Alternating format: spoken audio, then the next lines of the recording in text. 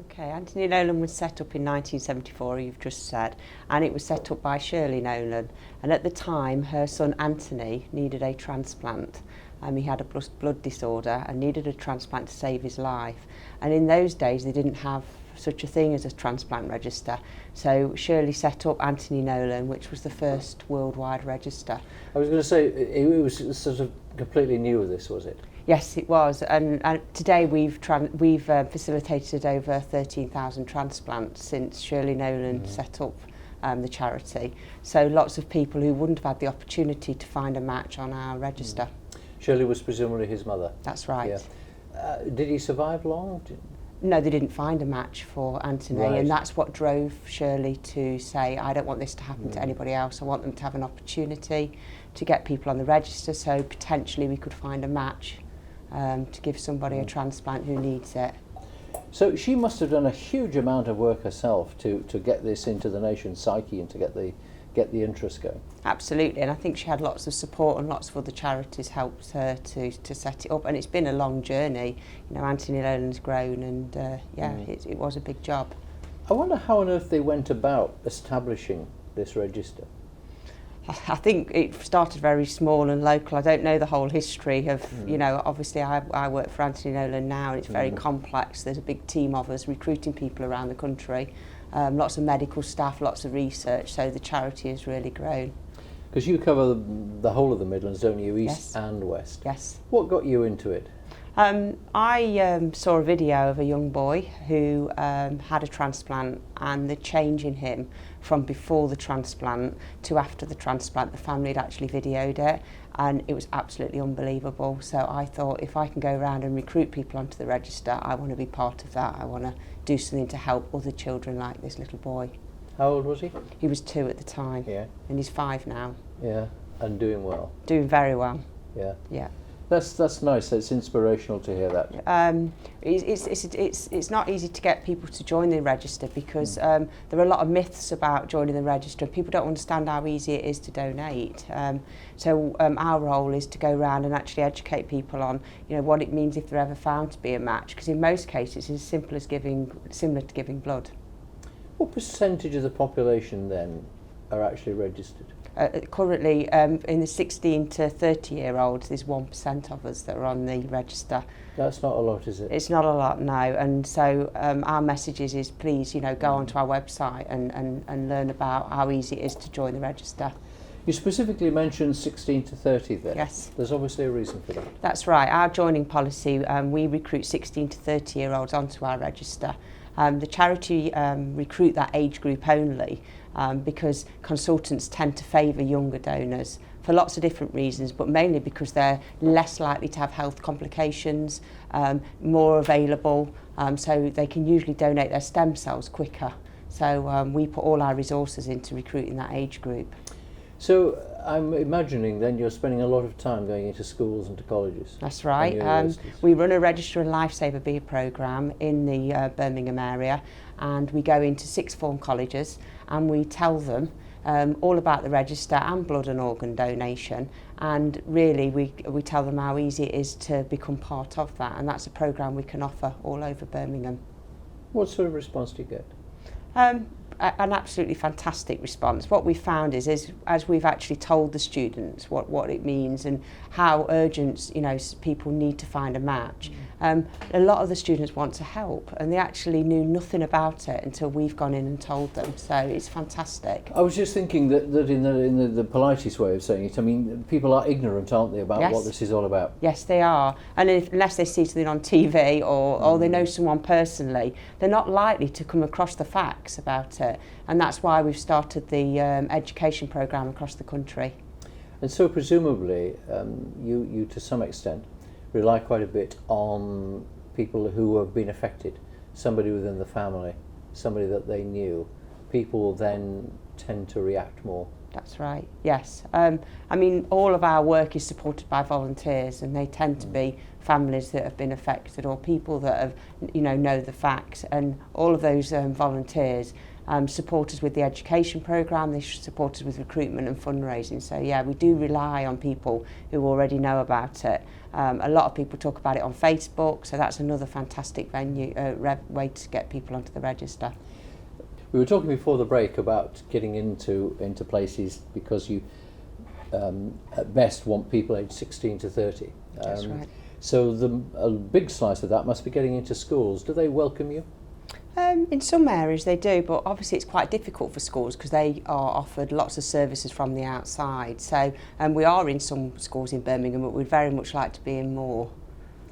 Other areas have you been welcomed, have you? Yes, we're in a lot of schools in Derby, Nottingham, Leicester, and we're now basically covering the whole country, so it's growing rapidly. I suppose you when you go in, you need a sort of a pretty good reaction straight off from the head, don't you? You need them to be engaged in doing it to get your message across. That's right, and as I say, we're more than happy to talk to anyone, go into the school and explain, or even show them the presentation. But once we've been in a school, we've never not been asked to go back. So once they get the message and see how powerful it is to the students, yes. It's all in the message, isn't it? That when you go in, you've probably got the first 30 seconds to get the attention. How do you do that? We do. All our presenters are volunteers, and most of our presenters have been affected, or they've been donors or recipient of transplants. So they really have a story to tell, and I think that makes it real for the students. And also our presentation is really simple, and it really gives a clear message about organ, blood and stem cell donation. How do you fund all of this? All our funding is done through fundraising, so we have huge teams of fantastic volunteers who are always doing fundraising for us, and they do amazing work.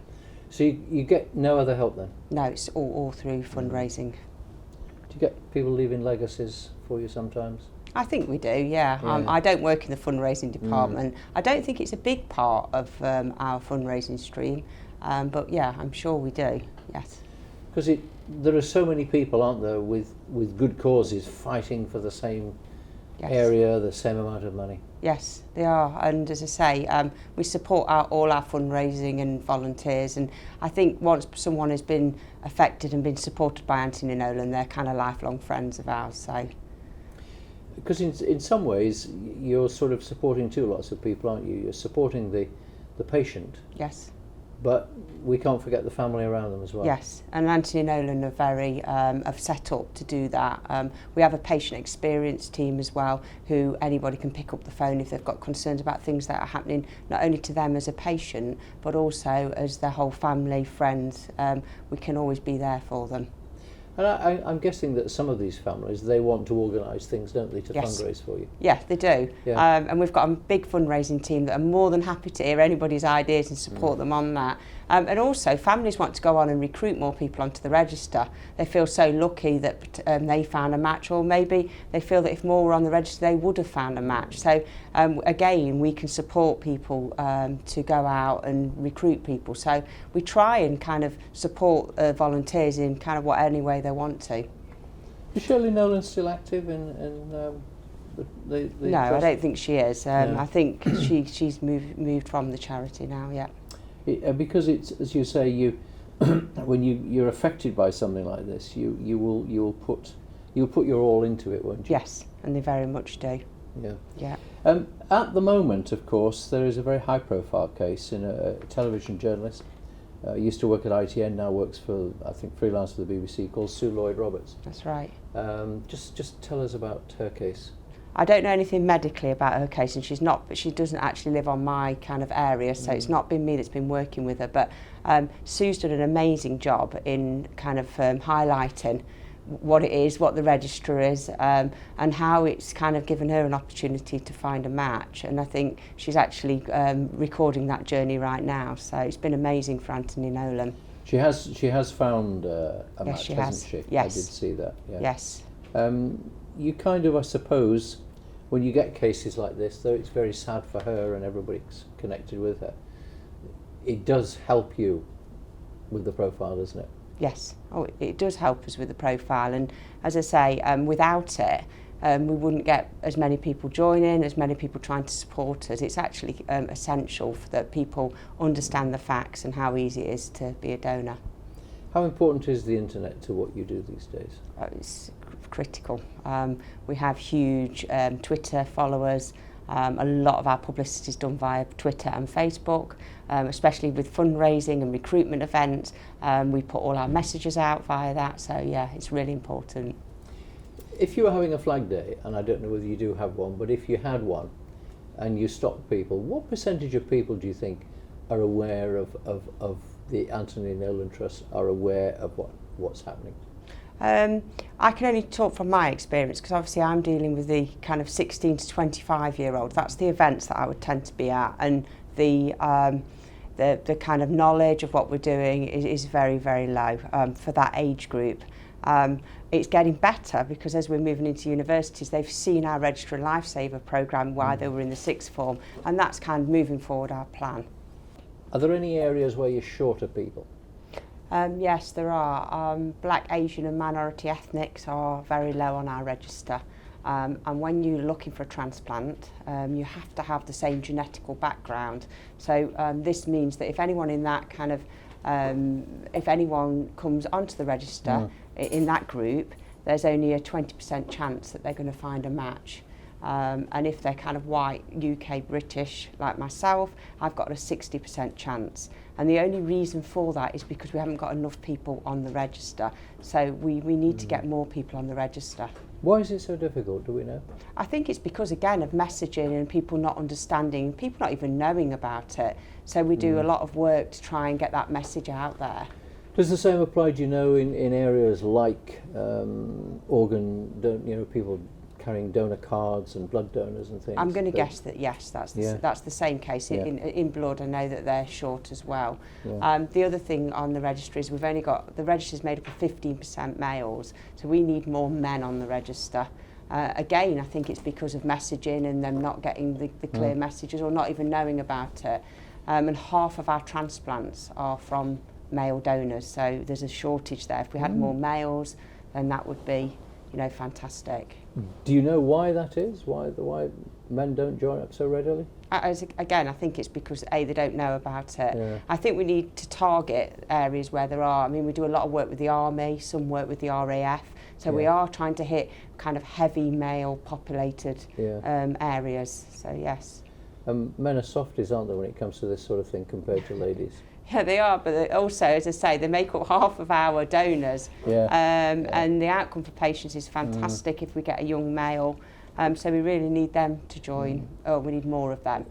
And do you think there's a perception out there among these big hunky men who aren't signing up for you that it's a painful process to go through and they don't want to do it? I think they do, because when you speak to them, they're like, I've heard about that, that's really bad, and so it's our job to tell them the actual facts of it. And actually, when they know the facts, they do join up, and I think that's kind of, all our role now to get the message out to them. We've talked about Sue Lloyd-Roberts, the television reporter. She, I know, is doing a blog at the moment, and presumably she's going to make a television programme. When that goes out, that is publicity you cannot buy, isn't it? Yes, absolutely. It's real. And, it's been fantastic news for Sue that she's got a donor, and I think, hopefully that will dispel a lot of the myths. And it's, as I say, at the same time, whereas she fights this, it is for you terrific to have somebody that people can see. There was big articles in the Sunday Times at the weekend.